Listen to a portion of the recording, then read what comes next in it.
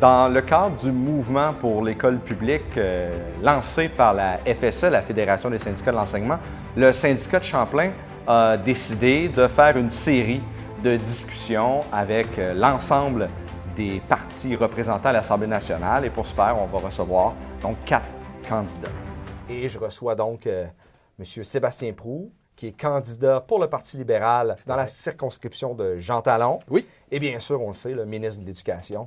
On ne le cachera pas. Non, pas du tout, je comprends. Alors, d'entrée de jeu, ce que je vais Oui. faire, je vais vous donner 2 minutes Oui. pour que vous puissiez nous parler de votre plateforme de campagne. Puis après ça, je vais y aller avec des questions. Parfait. Bien, écoutez, rapidement, vous dire que, d'abord, on veut continuer ce que j'ai mis en place depuis 2016, c'est-à-dire on a adopté une politique sur la réussite éducative de 2016 à 2030 qui veut quoi? D'abord, mettre le mouvement et l'éducation en mouvement, pour faire en sorte que les choses puissent bouger. Ça faisait un certain temps que les choses ne bougeaient pas suffisamment. Ça veut dire accompagner avec des réinvestissements importants les prochaines années, pas seulement celles qu'on vient de passer, mais aussi les prochaines années. Ça veut dire travailler autour de l'élève, de la petite enfance jusqu'à l'école et jusqu'après vers les études supérieures. Ça veut dire travailler sur les écoles, le milieu de vie même, en rénovant, construisant, en changeant les façons de faire, en décentralisant les sommes vers les milieux pour qu'ils se prennent des décisions. Ça veut dire travailler aussi autour du personnel, travailler à soutenir le personnel qui travaille et les professionnels dans les écoles au niveau de la formation, mais aussi du soutien en ayant plus de monde pour travailler avec eux,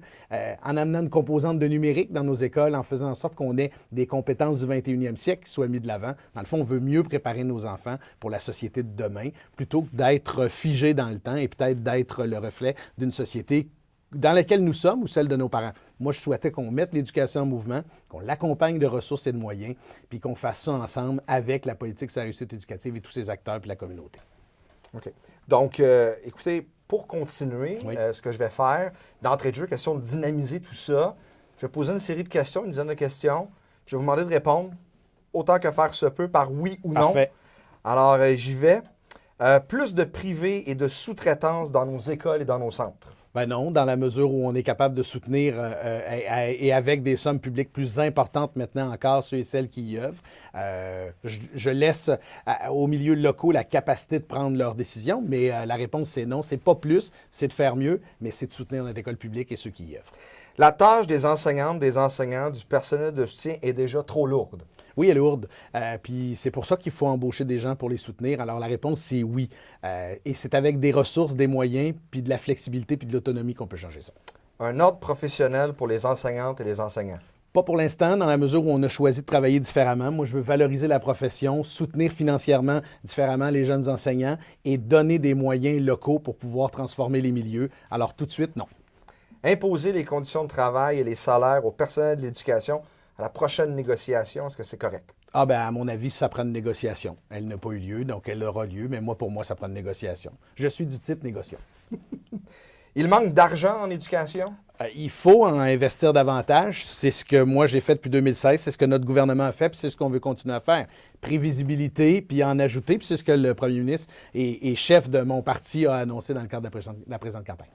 Changer les structures, les commissions scolaires et leurs représentants, est-ce que c'est une priorité pour vous? Non, pour moi, c'est la réussite qui est la priorité. C'est le débat que j'ai fait évoluer vers la réussite éducative. Écoutez prioritairement le personnel de l'éducation pour faire des changements dans le réseau de l'éducation. Oui, c'est important. C'est important d'avoir cette collégialité, puis cette écoute, puis ces moments de discussion. Je l'ai eu en formation professionnelle. On va faire des choses après. On l'a eu pour la politique. Oui, pour moi, c'est important de discuter, de mettre les tables en place et d'avoir ce lien. Je visite plusieurs écoles par semaine lorsque c'est possible, sinon à chaque semaine. Alors oui, c'est important ce lien. Plus de classes spéciales dans les écoles, est-ce que c'est une bonne idée? Ça dépend des besoins des élèves. Si les besoins sont là pour les élèves dans les différentes écoles, oui. Si on peut intégrer mieux et intégrer à l'avantage des élèves, oui. J'ai toujours dit, pour l'intégration, il y a un point de bascule. Le jour où l'intégration se fait au détriment de l'ensemble de la classe et de ceux et celles qui y sont, c'est pas bon. Alors, dans ce contexte-là, ça dépend des milieux. Continuer à subventionner les écoles privées de la même façon qu'on le fait maintenant. Ma réponse à moi, c'est oui. Merci. Alors, vous avez... Oui, non, mais avec un petit développement. Oui, ça m'arrive. Bon, c'est correct. Mais vous avez quand même... vous avez respecté l'essence. C'est parfait. Alors maintenant, question de faire un peu de chemin sur ce qu'on s'est dit dès le départ. 3 volets. Le premier, en lien avec le personnel de soutien.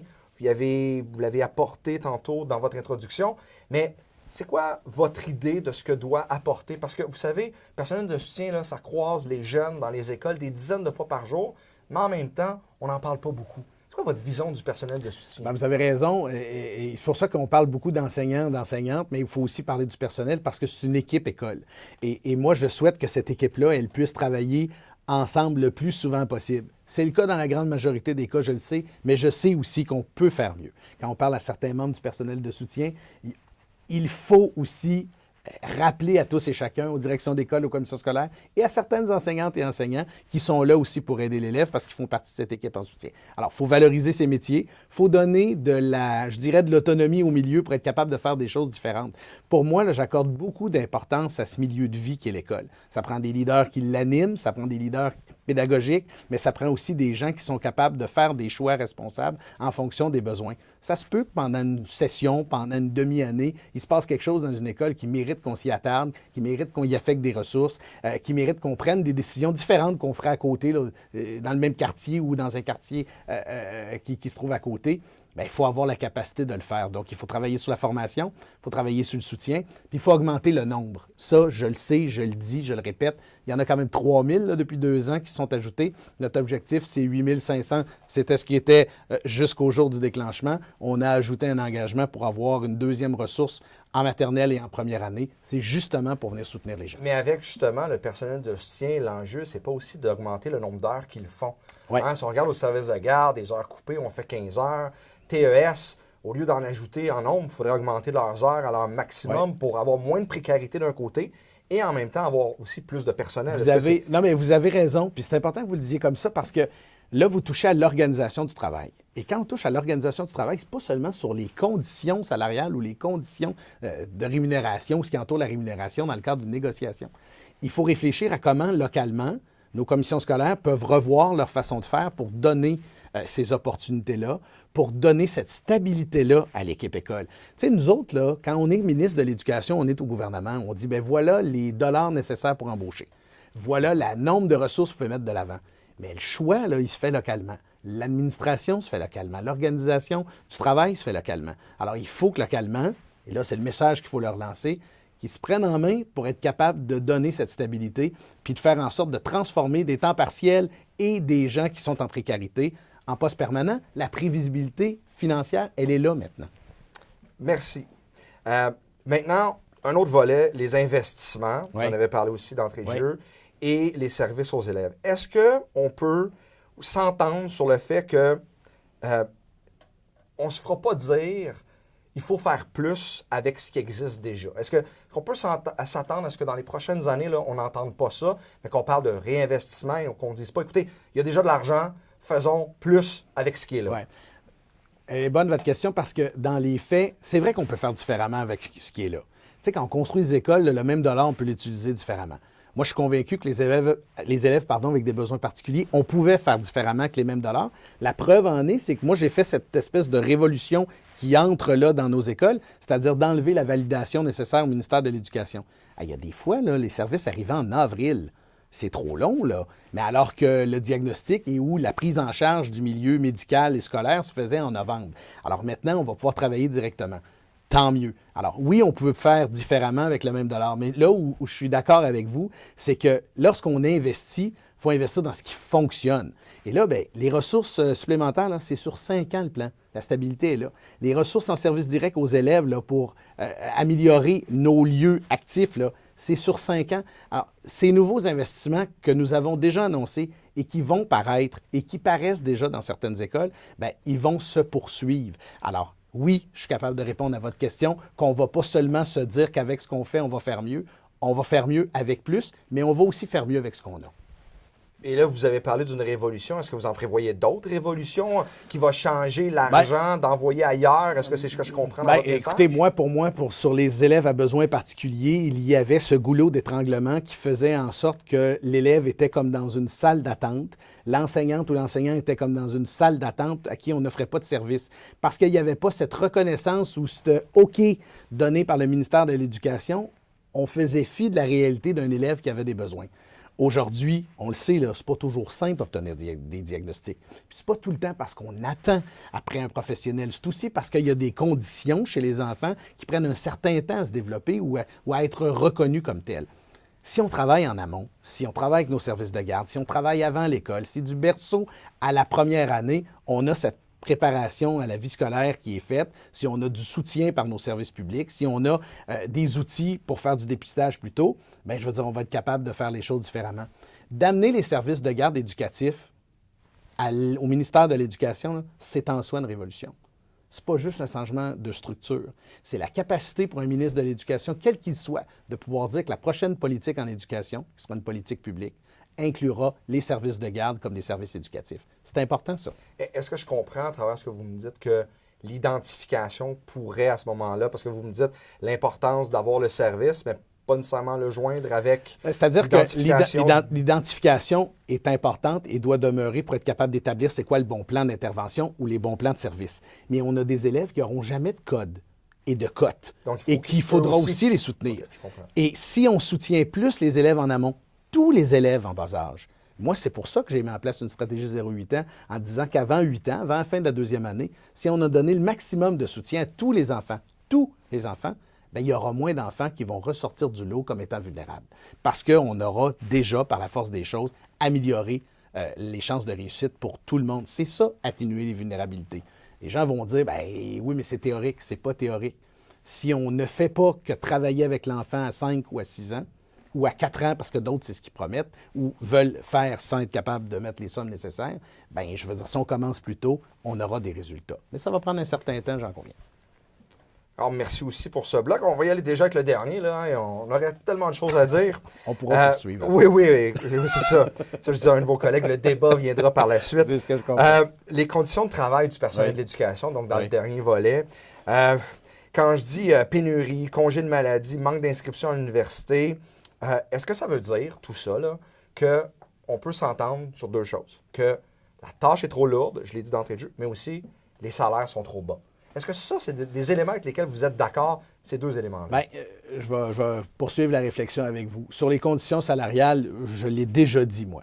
Et le geste que nous posons en voulant annuler, faire disparaître les 6 premiers échelons, c'est directement en ce sens. Maintenant, est-ce qu'il faut revoir la rémunération à terme? Ça dépend de la capacité de payer que nous avons, mais moi, je pense que ça fait partie des discussions que nous aurons dans le cadre de la prochaine négociation. Aussi, pour l'ensemble du personnel. Sur la tâche comme telle, c'est clair qu'il faut soutenir mieux, donner du temps, notamment à nos enseignants et au personnel qui ont à travailler. Oui, offrir la stabilité. Oui, offrir des milieux de vie qui vont leur permettre de faire des choses que les autres ne font pas. Moi, là, je respecte puis je protège les innovants dans la société. Ceux et celles qui veulent amener quelque chose de différent, là, qu'actuellement, ça ne marche pas parce que le carré ne permet pas de rentrer un cercle dedans, ou l'inverse. Je veux dire, il faut les soutenir, ces gens-là, donc il faut être attentif à ça. Alors, mais il faut valoriser la profession aussi. Il faut que ça donne le goût d'aller travailler dans une école. C'est du service public aller travailler dans une école, puis c'est vraisemblablement, quand je les écoute, un des plus beaux métiers du monde, parce que je considère, même si les gens ne pensent pas tout le temps, que moi aussi, je fais ça, un des plus beaux métiers du monde. Alors, dans ce contexte-là, si on améliore la formation initiale pour mieux les outiller, gestion de classe, élèves à besoins particuliers, le numérique, les façons nouvelles et pédagogiques de se retrouver dans un milieu d'enseignement, ça va, je pense, nous amener des jeunes et des jeunes enseignantes et enseignants qui vont rester dans les écoles. Si on les soutient dans les premières années, si on leur donne des tâches qui sont à la hauteur de leur capacité, si on les met dans un contexte où l'école est propre, l'école est bien adaptée, s'ils ont du soutien, c'est agréable d'aller travailler, puis que les élèves ont été soutenus et moins vulnérables entre eux, bien, je veux dire, ça va améliorer la tâche. Alors, c'est plusieurs facteurs. Il n'y a pas que la tâche est trop lourde puis le salaire est trop bas. Mais ces éléments-là sont partie prenante de ce qu'il faut mettre autour de l'enseignant et du personnel pour les soutenir. Parce que ça engendre des problèmes, hein? Cette lourdeur de tâches. Dans notre organisation, au syndicat de Champlain, on a mené une grande campagne au printemps dernier, Plus capable, sur la violence dans les milieux. Et je vous dirais que c'est sorti beaucoup que tout ce stress-là, cette lourdeur-là, amène beaucoup de problématiques dans les milieux et cause souvent un manque de problèmes de gestion dans les milieux parce que le temps n'est pas disponible. Et souvent, bien, ça se traduit par une proximité. Mais ça, la violence comme ça, qu'est-ce que vous comptez faire? Parce que il y a des cris du cœur qui sont envoyés par l'ensemble du personnel. Moi, sincèrement, je les entends et je souhaite y remédier au mieux. Vous savez, on travaille avec tous les milieux pour que les politiques et les plans de lutte à l'intimidation et contre les violences soient actifs, autant pour les violences et intimidations faites aux élèves entre eux, par des adultes ou envers des adultes. Ça, c'est important. Il faut donner aussi les moyens à ceux et celles qui sont responsables de protéger l'employé dans un contexte comme celui-là, de jouer son rôle. Alors lui aussi, cette personne-là, il faut qu'elle ait du temps. Moi, je vois des 3-4 écoles sous la responsabilité du même directeur ou de la même directrice dans des milieux séparés par des heures de route parfois ou en tout cas des grosses demi-heures. Ça devient compliqué d'animer son milieu, d'être là pour protéger ces gens. Alors, moi, j'ai toute une réflexion à l'égard du rôle du directeur et de la directrice qui est là pour vous soutenir, qui est là pour être un leader dans son école. Alors, oui, il faut soutenir nos gens qui travaillent dans les écoles. Puis, je pense qu'il faut aussi faire beaucoup de formation puis de formation continue. Je pense que la formation continue, qui a un rôle important à jouer dans l'ensemble de la carrière d'un professionnel, a là une opportunité, je dirais, ou une possibilité d'entrer en jeu et en compte. Souvent, quand je parle à des enseignants, pour reprendre cet exemple, qui sont là depuis des années dans le système, ils vont me dire « Moi, mes classes, ils ont complètement changé. C'est vrai, les enfants ne sont plus comme ils étaient avant. Les enfants sont différents, il y a moins d'homogénéité, il y a des écarts socio-économiques importants, ils n'ont pas tous les mêmes acquis, alors il faut travailler différemment. Alors, dans un contexte comme celui-là, il faut se préparer d'une autre façon qu'on le faisait avant. Alors, merci d'avoir pris le temps. Merci à vous. Et maintenant, on va avoir plus d'informations pour faire un choix. Bien, merci beaucoup. Bonne journée.